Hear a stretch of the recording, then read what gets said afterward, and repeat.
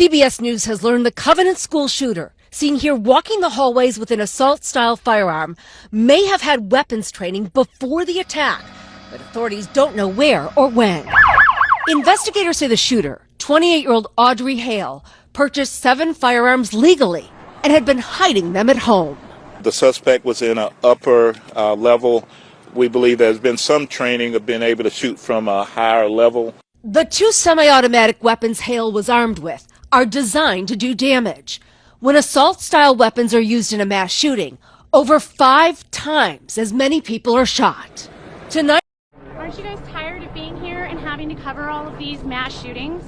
I'm from Highland Park, Illinois. My son and I survived a mass shooting over the summer. I am in Tennessee on a family vacation with my son, visiting my sister-in-law. I have been lobbying in D.C. since we survived a mass shooting in July. I have met with over 130 lawmakers. How is this still happening? How are our children still dying, and why are we failing them? Gun violence is the #1 killer of children and teens. It has overtaken cars. Assault weapons are contributing to the border crisis and fentanyl. We are arming cartels with our guns and our loose gun laws, and these shootings and these mass shootings will continue to happen until our lawmakers step up and pass gun safety legislation.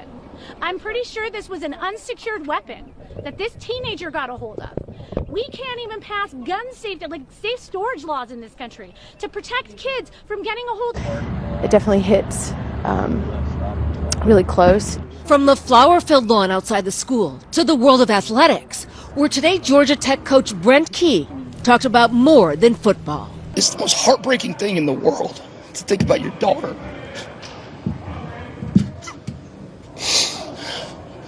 going to school. She's supposed to be safe and protected. Everybody, please do something. An emotion here as well, where we have seen this memorial since sunrise, double in size.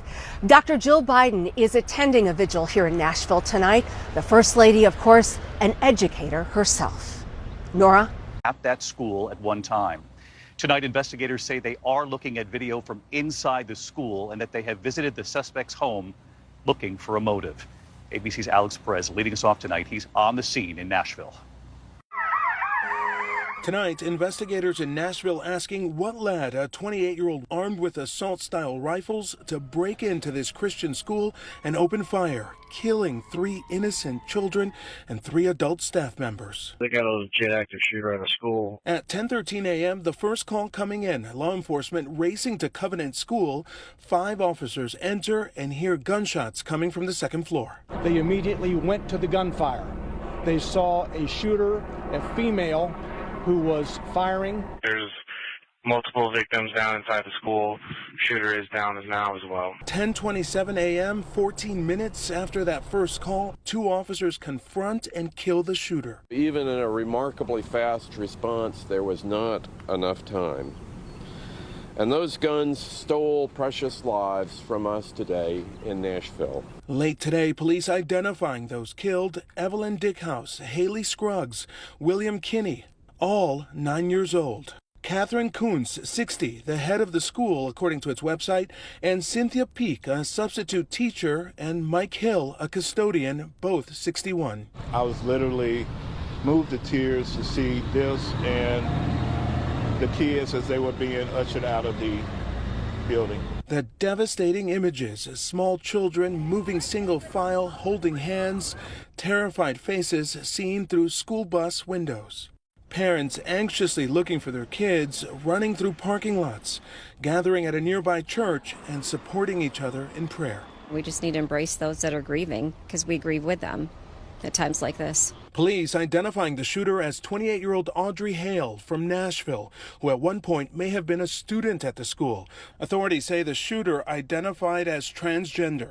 Investigators finding a vehicle nearby, helping them identify the shooter. Officers searching Hale's home, finding maps of the school property and writings the shooter left behind. This tells you about someone whose total identity was wrapped into committing this mass shooting. According to police, all doors of the school were locked. Armed with 2 assault-style rifles and a handgun and multiple rounds of ammunition, Hale, police say, gained entry by shooting through one of the doors.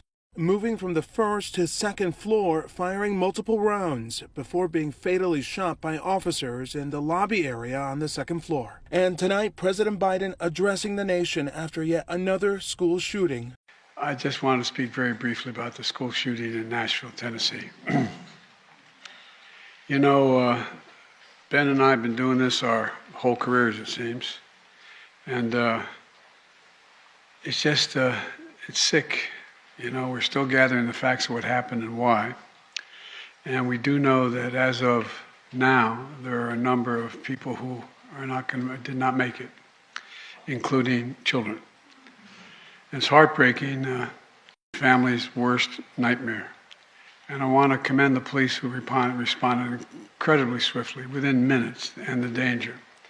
We're monitoring the situation really closely, Ben, as you know. And we have to do more to stop gun violence. It's ripping our communities apart, ripping the soul of this nation, ripping at the very soul of the nation. And we have to do more to protect our schools so they aren't turned into prisons. You know, the shooter in this situation reportedly had 2 assault weapons and a pistol, 2 AK-47. So I call on Congress again to pass my assault weapons ban. The terror of gun violence once again visited upon what are supposed to be places of refuge, a school on church grounds. Jillian, what about this case stands out to you? You know, there's a number of things that actually stand out to me about this case. The first being that it was an elementary school. Those are rare. And also a small private elementary school. We tend to see school mass shootings at large, typically suburban public high schools. And so this is unique in terms of the location. And what's coming out about the perpetrator, some of the facts seem unique as well. The fact that the perpetrator identified as transgender is unique in our database, where we look at just K through 12 school mass shooters who killed 4 or more people at school. They are 100% identify as male.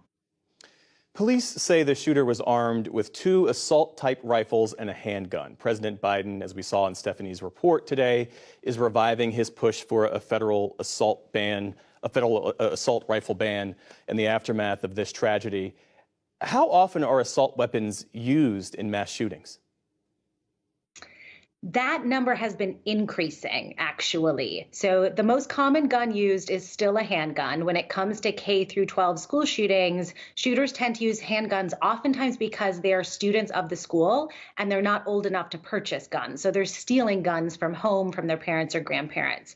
However, we've seen a real market increase in the number of perpetrators using those AR-15 style assault weapons, particularly in the past sort of 3 to 4 years. Those numbers have just skyrocketed.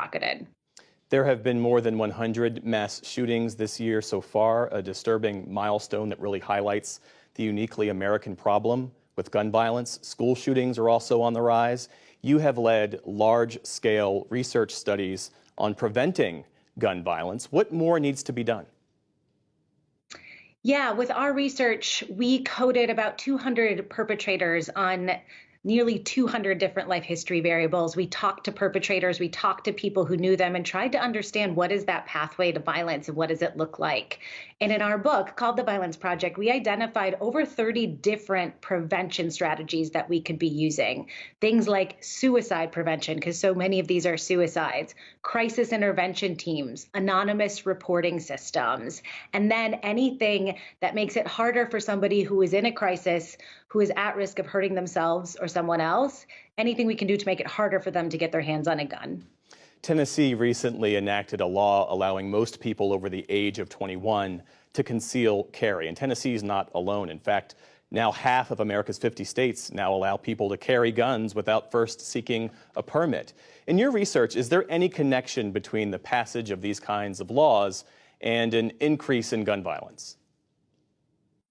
You know, that law in particular is actually very difficult to study. And in general, mass shootings, while they are happening with alarming frequency, they're still relatively rare events. So it's hard to know when different laws get passed kind of what contributed and why research-wise. What we do know is that it is very easy for people who are in crisis, who are telling people that they are thinking about violence, who are wanting to die themselves, it is very easy for them to get their hands on a firearm legally in this country. And we know that that is having a contributing effect.